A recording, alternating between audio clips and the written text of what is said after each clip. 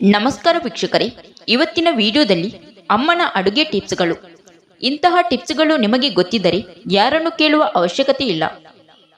ನಿಮ್ಮ ಅಡುಗೆ ಮನೆ ಸಿಂಕಿಗೆ ಆಗಾಗ ಬಿಸಿ ನೀರು ಹಾಕುತ್ತಾ ಇರಿ ಮತ್ತು ವಾರಕ್ಕೆ ಒಂದು ಬಾರಿಯಾದರೂ ಹರಳುಪ್ಪು ಹಾಕಿರಿ. ಇದರಿಂದ ನಿಮ್ಮ ಸಿಂಕಿನಲ್ಲಿ ತುಂಬಾ ಸರಳವಾಗಿ ನೀರು ಹರಿಯುತ್ತದೆ. ಈರುಳ್ಳಿ ಬೇಗ ಬೇಯಲು ಅದರಲ್ಲಿ ಸ್ವಲ್ಪ ಉಪ್ಪು ಹಾಕಿದರೆ ಬೇಗ ಬೇಯುತ್ತದೆ. ಎಣ್ಣೆ ಚೆಲ್ಲಿದರೆ ಅದನ್ನು ಸ್ವಚ್ಛಗೊಳಿಸುವುದು ತುಂಬಾ ಕಷ್ಟ. ಇದಕ್ಕಾಗಿ ಒಂದು ಸರಳ ಉಪಾಯ ಇಲ್ಲಿದೆ. ಎಣ್ಣೆ ಚೆಲ್ಲಿದ ಜಾಗದಲ್ಲಿ ಗೋಧಿ ಹಿಟ್ಟು ಇಲ್ಲವೇ ಜೋಳದ ಹಿಟ್ಟು ಹಾಕಿ ತಿಕ್ಕಿದರೆ ಎಣ್ಣೆ ಕಲೆ ಕಾಣದಂತೆ ಇರುತ್ತದೆ. ಕ್ಯಾಬೇಜು ಬೇಯಿಸುವಾಗ ಅದರಲ್ಲಿ ಒಂದು ಶುಂಠಿ ಚೂರನ್ನು ಹಾಕಿದರೆ ಅದು ಗಮ್ಮಂತ ವಾಸನೆ ಬರುತ್ತದೆ. ನೀವು ಹಲ್ವಾ ಇಲ್ಲ ಕೀರು ಮಾಡುವ ಮುನ್ನ ಹಸಿ ಹಾಲನ್ನು ಫ್ರಿಜ್ಜಿನಲ್ಲಿ ಇಟ್ಟು 3-4 ಗಂಟೆಯ ನಂತರ ಉಪಯೋಗಿಸಿದರೆ ತುಂಬ ರುಚಿಯಾಗಿ ಇರುತ್ತದೆ. ಹಾಲಿನ ಕೆನೆ ಗಟ್ಟಿಯಾಗಬೇಕಾದರೆ ಹಾಲನ್ನು 2-3 ಬಾರಿ ಕಾಯಿಸಬೇಕು.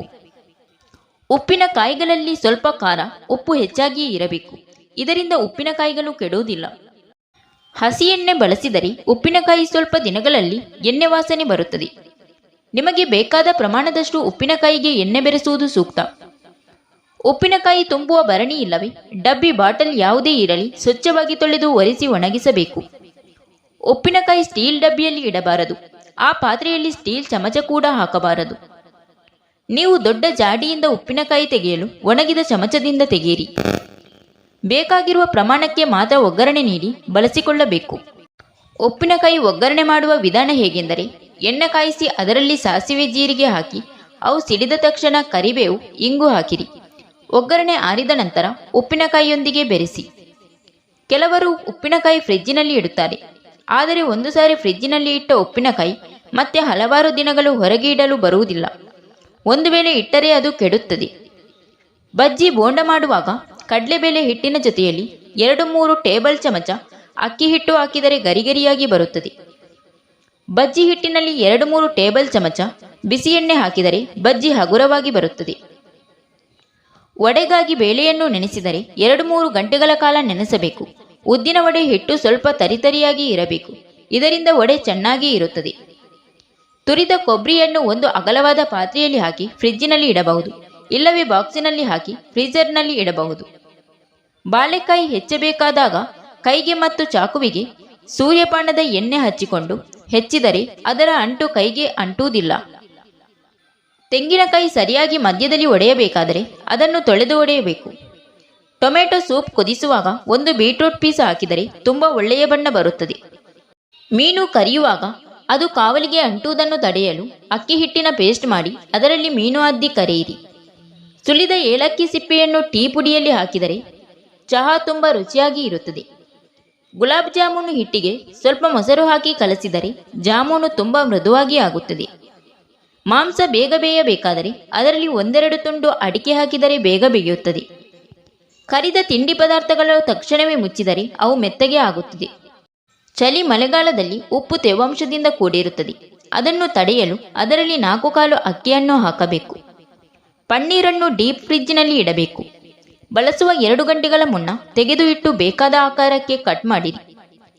ಪನ್ನೀರು ತುಂಬ ಮೃದುವಾಗಿ ಇರಬೇಕಾದರೆ ಕರಿದ ಪನ್ನೀರ್ ತುಂಡುಗಳನ್ನು ನೀರಿನಲ್ಲಿ 5-10 ನಿಮಿಷ ಇಟ್ಟು ಸ್ವಲ್ಪ ಒತ್ತಿ ಪಲ್ಲೆಯಲ್ಲಿ ಹಾಕಿರಿ. ಟೊಮೆಟೊ ಕೆಡುತ್ತಾ ಇದ್ದರೆ ಟೊಮೆಟೊ ಚಟ್ನಿ ಇಲ್ಲವೇ ಪೇಸ್ಟ್ ಮಾಡಿ ಗ್ರೇವಿಗಳಲ್ಲಿ ಉಪಯೋಗಿಸಿ.